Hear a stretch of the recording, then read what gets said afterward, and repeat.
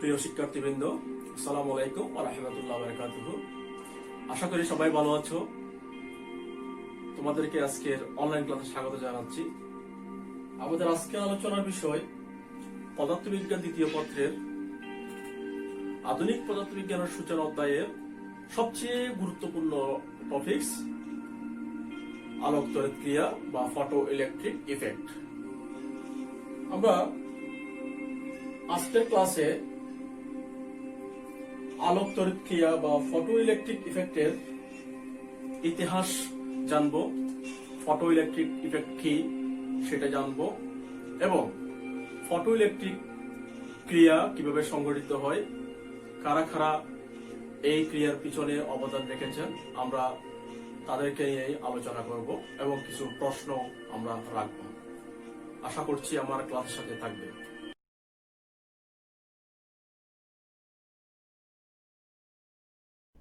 প্রিয় শিক্ষার্থীবৃন্দ, আমরা যেটা বলছিলাম যে আধুনিক পদার্থবিজ্ঞানের সূচনায় আমরা যাব।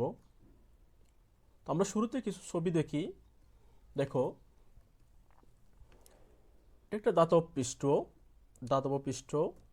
পৃষ্ঠের মধ্যে আমরা দেখলাম এখানে আলোক রশ্মি আপতিত হচ্ছে।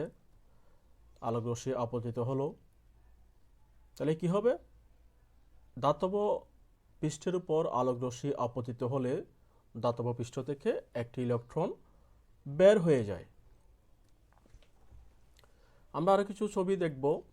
যেমন এই ছবিতেও আমরা দেখতে পাচ্ছি একটি মেটালের উপর একটি আলোক রশ্মি এসে আপতিত হলো, সেখান থেকে একটি ইলেকট্রন বের হয়ে গেল। অনুরূপভাবে দ্বিতীয় ছবিতেও আমরা দেখলাম যে ফোটন বা আলোক রশ্মি এসে ধাতব পৃষ্ঠের উপর আপতিত হওয়ার পর সেখান থেকে ইলেকট্রন নির্গমন হয়। তো আমাদের আজকের আলোচনার বিষয় আলোক বা পটতড়িৎ ক্রিয়ার পরীক্ষা।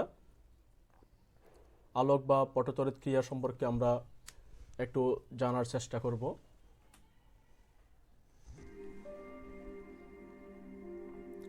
প্রথমে দেখো ফটোতড়িৎ ক্রিয়া। তাহলে ফটোতড়িৎ ক্রিয়া হচ্ছে কোনো ধাতব পদার্থের উপর যথোপযুক্ত কম্পাঙ্কের দৃশ্যমান আলোক কিংবা অন্য কোনো বিদ্যুৎ চুম্বকীয় তরঙ্গ আপতিত হলে ওই পদার্থ হতে ইলেকট্রন নির্গত হয়। এই ঘটনাকেই আমরা বলি আলোক তড়িৎ ক্রিয়া। আমরা একটু আগে ছবিটি দেখেছিলাম যে কোনো মেটালের উপর যদি আলোক রশ্মি এসে আপতিত হয় সেখান থেকে ইলেকট্রন নির্গত হয়, তাহলে এই ঘটনায় কি আলোক তড়িৎ ক্রিয়া। আরেকটা বিষয়, ধাতব মেটালের উপর যতক্ষণ পর্যন্ত আলোক রশ্মি আপতিত হয় ততক্ষণ পর্যন্ত ইলেকট্রন নির্গত হয়। যখনই আলোক রশ্মি আপতিত হওয়া বন্ধ হয়ে যায় তখন কিন্তু ইলেকট্রন নির্গত হওয়া বন্ধ হয়ে যায়। তাহলে ধাতব পৃষ্ঠের উপর বা ধাতব পদার্থের উপর আলোক রশ্মি আপতিত হলে যে ইলেকট্রন নির্গত হয় সেই ইলেকট্রনকে আমরা বলি ফটো ইলেকট্রন। যেমন sodium, potassium, caesium, lithium, rubidium এগুলো হলো কার্যধর্মী পদার্থ। এই পদার্থের উপর দৃশ্যমান আলোক রশ্মি আপতিত হলে অধিক পরিমাণে ফটো ইলেকট্রন নির্গত হয়। আমরা ছবিতে যাকে দেখতে পাচ্ছি সবাই নিশ্চয়ই ওনাকে চিনি, বিশ্বখ্যাত বিজ্ঞানী আইনস্টাইন। আমাদের আজকের ফটো ইলেকট্রিক ইফেক্ট নিয়ে আলোচনা করার আগে আমাদেরকে অবশ্যই আইনস্টাইন সম্পর্কে একটু ধারণা রাখা দরকার, কারণ এই ফটো ইলেকট্রিক ইফেক্ট নিয়ে কাজ করেই আইনস্টাইন নোবেল পুরস্কার পেয়েছিলেন। তো ফটো ইলেকট্রন ইফেক্ট 1905 সালে প্লাঙ্কের কোয়ান্টাম তত্ত্ব ব্যবহার করে বিশ্বখ্যাত বিজ্ঞানী আইনস্টাইন ফটোতড়িৎ ক্রিয়া ব্যাখ্যা করেন। প্রিয় শিক্ষার্থীবৃন্দ, আমরা এখানে কিছু নাম দেখতে পাচ্ছি। ডব্লিউ স্মিথ, এরপরে হেনরিক হার্টজ, এরপরে উইলহেলম হলওয়াচ, এরপরে সার জে থমসন, এরপরে ফিলিপ লিনার্ট। আমরা ইনাদের সম্পর্কে একটু জানবো, কারণ আজকের ফটোতড়িৎ ক্রিয়ার পিছনে ইনাদের একটা বিরাট ভূমিকা আছে। প্রিয় শিক্ষার্থীবৃন্দ, আমরা শুরুতে দেখি ডব্লিউ স্মিথ। 1873 খ্রিস্টাব্দে ডব্লিউ স্মিথ নামক একজন টেলিফোন অপারেটর আলোক তড়িৎ ক্রিয়া আবিষ্কার করেন।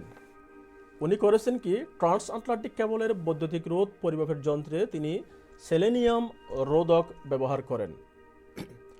পরীক্ষা করার সময় তিনি দেখতে পান যে সূর্যের আলো রোদের উপর আপতিত হওয়ায় সার্কিটের মধ্যে বিদ্যুৎ প্রবাহ অনেকাংশে বৃদ্ধি পেয়েছে। এরপরে আসলো 1887 খ্রিস্টাব্দে হেনরিক হার্টজ। আমরা ওনার নাম অনেকবার শুনেছি, বিখ্যাত বিজ্ঞানী হেনরিক হার্টজ। তিনি 1887 খ্রিস্টাব্দে লক্ষ্য করেন দুটি বিদ্যুৎ দ্বারের মধ্যবর্তী ফাঁকে বা ঋণাত্মক বিদ্যুৎ দ্বারে অতি বেগুনি রশ্মি বা আলট্রাভায়োলেট রে আপতিত হলে এদের মধ্যে স্পার্কিং হয় বা স্ফুলিঙ্গ সৃষ্টি হয়। এরপরে 1888 খ্রিস্টাব্দে উইলহেম হলওয়াচ তিনি দেখলেন তার সঙ্গীদের নিয়ে গবেষণার সময় যে অতিবেগুনি রশ্মি থেকে বা আলট্রাভায়োলেট রে থেকে ধনাত্মক আধানযুক্ত পাতের উপর আপতিত হলে তা দ্রুত ডিসচার্জিং হয়ে যায় এবং ঋণাত্মক আধানযুক্ত পাতের উপর এই রশ্মি বা আলট্রাভায়োলেট রে আপতিত হলে এই ক্রিয়া সংঘটিত হয় না। এরপরে 1899 খ্রিস্টাব্দে স্যার জে থমসন এবং 1900 খ্রিস্টাব্দে ফিলিপ লিনার্ট প্রমাণ করেন যে আলোকের প্রভাবে ধাতব পাত হতে নির্গত কণাগুলো ইলেকট্রন ছাড়া আর কিছু নয়। তাহলে আজকের যে আলোক তড়িৎ ক্রিয়া, সে আলোক তড়িৎ ক্রিয়ার পিছনে এই 5 জন বিজ্ঞানীর অবদান অনেক। প্রিয় শিক্ষার্থীবৃন্দ, আমরা আজকের ক্লাস শেষে ফটো তড়িৎ ক্রিয়া এবং ফটো ইলেকট্রন সম্পর্কে আমরা জানতে পারব। এরপরে আলোক তড়িৎ ক্রিয়ার পরীক্ষাটা আমরা বর্ণনা করব। আলোক তড়িৎ ক্রিয়ার পরীক্ষালব্ধ ফলাফল কি হয় সেটা আমরা একটু দেখব। প্রিয় শিক্ষার্থীবৃন্দ, আমরা একটি ঘটনা দেখি।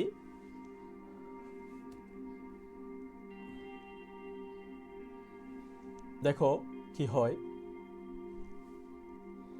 একটি ফটো ইলেকট্রিক ইফেক্টের ঘটনা।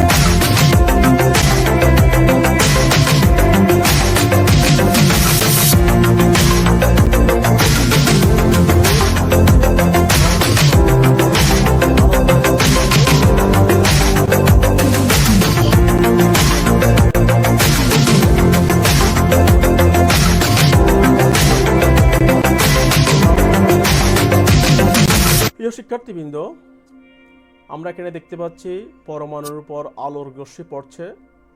আলোক রশ্মি পড়ার পর পরমাণু থেকে একটি ইলেকট্রন, তাহলে আলোক রশ্মি আপতিত হওয়ার পর পরমাণু ইলেকট্রন কি করবে? আলো শোষণ করবে। আলো শোষণ করার পরে ইলেকট্রনটা পরমাণুর কক্ষপথ থেকে বের হয়ে গেল। তাহলে এটাকে বলা হয় নির্গত ইলেকট্রন বা ফটো ইলেকট্রন। প্রিয় শিক্ষার্থীবৃন্দ, আমরা ছবিটি দেখতে পাচ্ছি আলোক রশ্মি এসে আপতিত হচ্ছে ধাতব পৃষ্ঠের উপর, সেখান থেকে ইলেকট্রনগুলো নির্গত হচ্ছে। তাহলে এই ইলেকট্রনগুলো হচ্ছে ফটো ইলেকট্রন। তাহলে আমরা এখন বলতে পারবো ফোটন কি। তাহলে ফোটন হলো যেই আলোক রশ্মিগুলো ধাতব পৃষ্ঠের উপর আপতিত হয়, এগুলোকে আমরা একত্রে ফোটন বলতে পারি। তাহলে প্রত্যেক ফোটন বা আলোকগুচ্ছের শক্তি হলো E=hf। এখানে h হচ্ছে প্লাঙ্কের ধ্রুবক এবং f হচ্ছে আপতিত ফোটনের কম্পাঙ্ক। তাহলে আমরা কি বলতে পারবো? নিরবিচ্ছিন্ন আলোক রশ্মি হলো ফোটনের সমষ্টি। প্রিয় শিক্ষার্থীবৃন্দ, দেখো এই আলোক রশ্মিটা হচ্ছে নিরবিচ্ছিন্ন, এখানে কোনো ডিসকানেক্টেড কোনো পয়েন্ট নাই। তাহলে এটা হচ্ছে নিরবিচ্ছিন্ন বা কন্টিনিউয়াস। এখন প্রশ্ন হচ্ছে কিভাবে ইলেকট্রন ফোটনকে শোষণ করে। সেটা আমরা চিত্রের মধ্যে দেখতে পাচ্ছি। দেখো, ফোটন গামা ইনসিডেন্ট, ফোটন আপতিত হলো, এখান থেকে ইলেকট্রন কি করলো, শক্তি গ্রহণ করলো, গ্রহণ করার পর ইলেকট্রনটা বের হয়ে গেল। এখন আমরা দেখব একটি সার্কিটের মাধ্যমে কিভাবে আলোক রশ্মি আপতিত হলে, অর্থাৎ ফোটন আপতিত হলে ইলেকট্রন নির্গত হয়।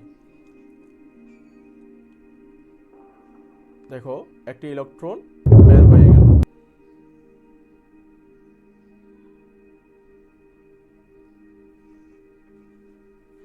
ঘটনাটা আমরা আবার দেখি, অর্থাৎ এখানে যদি আলোক রশ্মি এসে আপতিত হয়, তাহলে এখান থেকে ইলেকট্রনটা নির্গত হবে। এখন প্রশ্ন হলো, সূচন কম্পাঙ্ক নিয়ে আমরা একটু আলোচনা করব। একটা জিনিস বলে রাখি যে কোনো ধাতব পদার্থের উপর যে কোনো ধরনের আলোক রশ্মি বা ফোটন আপতিত হলেই সেখান থেকে ইলেকট্রন নির্গত হয় না। একটি নির্দিষ্ট কম্পাঙ্কের আলোক রশ্মি বা ফোটন আপতিত হলে শুধুমাত্র তখনই ইলেকট্রন নির্গত হয়। তাহলে সর্বনিম্ন যে কম্পাঙ্কের জন্য বা যে কম্পাঙ্কের আলোক রশ্মির জন্য বা ফোটনের জন্য ইলেকট্রন নির্গত হয়, ফোটনের সেই কম্পাঙ্ককে সূচন কম্পাঙ্ক বলে। আমরা এখানে একটা চিত্র দেখতে পাচ্ছি। দেখো, আলোক রশ্মি এসে আপতিত হলো, কোনো ইলেকট্রন নির্গমন হলো না। আরেকটি কম্পাঙ্কের আলোক রশ্মি এসে আপতিত হলো, সেক্ষেত্রেও কোনো ইলেকট্রন নির্গমন হলো না। এরপরে আরেকটি কম্পাঙ্কের, অর্থাৎ দ্বিতীয় কম্পাঙ্কের আলোক রশ্মি যখন এসে আপতিত হলো, তখনই কি হবে, ইলেকট্রন নির্গমন হবে। তাইলে আমরা বলতে পারি এখানে একটা নির্দিষ্ট কম্পাঙ্কের আলোক রশ্মি এসে যদি এখানে আপতিত হয়, শুধুমাত্র তখনই ইলেকট্রন নির্গমন হবে। তাহলে যেই কম্পাঙ্কের আলোক রশ্মির জন্য বা ফোটনের জন্য ধাতব পৃষ্ঠ থেকে ইলেকট্রন নির্গত হয়, সেটাই হলো কি, সূচন কম্পাঙ্ক। অতএব ফটোতড়িৎ ক্রিয়ায় নির্দিষ্ট কম্পাঙ্কের ফোটন দরকার, আর নির্দিষ্ট ন্যূনতম কম্পাঙ্ককেই আমরা কি বলি, সূচন কম্পাঙ্ক বলি। এরপরে আমাদের আসবে নিবৃত্তি বিভব। প্রিয় শিক্ষার্থীবৃন্দ, আমরা জানি এখানে নির্দিষ্ট কম্পাঙ্কের আলোক রশ্মি এসে আপতিত হলে এখান থেকে ইলেকট্রন নির্গত হয়। কিন্তু আমরা যদি এই প্রান্তের সাথে এই প্রান্তের চিহ্ন বদল করি বা নেগেটিভকে পজিটিভ করি, পজিটিভকে নেগেটিভ করি, তাহলে কি হবে, তখন এখানে আলোক রশ্মি এসে আপতিত হলে এখান থেকে ইলেকট্রন নির্গমন হবে। কিন্তু যেহেতু এটা পজিটিভ প্রান্ত হয়ে গেছে, তাহলে নির্গত ইলেকট্রনগুলো আবার বিপরীত দিকে ফিরে আসবে। এখন এখানে যদি আমরা একটা নির্দিষ্ট ভোল্টেজ নিয়ে যাই, তাহলে একটা নির্দিষ্ট ভোল্টেজের পরে এখান থেকে আর কোনো ইলেকট্রন নির্গত হবে না। তাহলে এখানের যেই ভোল্টেজের জন্য ধাতব পৃষ্ঠ থেকে ইলেকট্রন নির্গমন বন্ধ হয়ে যাবে, সেই ভোল্টেজকে আমরা বলি নিবৃত্তি বিভব বা স্টপিং ভোল্টেজ। দেখো, আলোক রশ্মি এসে আপতিত হলো, ইলেকট্রন গেল, আবার ফিরে আসলো। কেন ফিরে আসলো? কারণ এখানে এদিকে পজিটিভ প্রান্ত, এদিকে নেগেটিভ প্রান্ত। আমরা জানি ইলেকট্রন পজিটিভ প্রান্তের সাথে থাকে, অর্থাৎ পজিটিভ সাইন বা পজিটিভ ভোল্টেজ ইলেকট্রনকে কী করে, আকর্ষণ করে। এরপরে একটা নির্দিষ্ট বিভবের জন্য এখান থেকে আর কোনো ইলেকট্রন বের হবে না। তাহলে যেই ভোল্টেজের জন্য বা যেই বিভবের জন্য এখান থেকে, অর্থাৎ ধাতব পৃষ্ঠ থেকে ইলেকট্রন নির্গমন বন্ধ হয়ে যাবে, সেটাকে আমরা বলি নিবৃত্তি বিভব। তাহলে নিবৃত্তি বিভব কি? তাহলে নিবৃত্তি বিভব হলো ফটো ইলেকট্রনকে ছুটে যেতে দেয় না, অর্থাৎ ইলেকট্রনের গতিশক্তি কি করে দেয়, শূন্য করে দেয়। প্রিয় শিক্ষার্থীবৃন্দ, আমরা আরও কিছু বিষয় নিয়ে একটু আলোচনা করতে চাই। তাহলে আমাদের এখানে সংজ্ঞাগুলো দেয়া আছে। সূচন কম্পাঙ্ক, প্রত্যেক ধাতুর ক্ষেত্রে একটি ন্যূনতম কম্পাঙ্ক আছে, যার চেয়ে কম কম্পাঙ্ক বিশিষ্ট কোনো আলো ওই ধাতু থেকে ইলেকট্রন নির্গত করতে পারে না। ন্যূনতম ওই কম্পাঙ্ককে উক্ত ধাতুর বা মেটালের সূচন কম্পাঙ্ক বলে। তাহলে সূচন কম্পাঙ্ককে লেখা হয় নিউ দ্বারা, nu equal to W naught by H.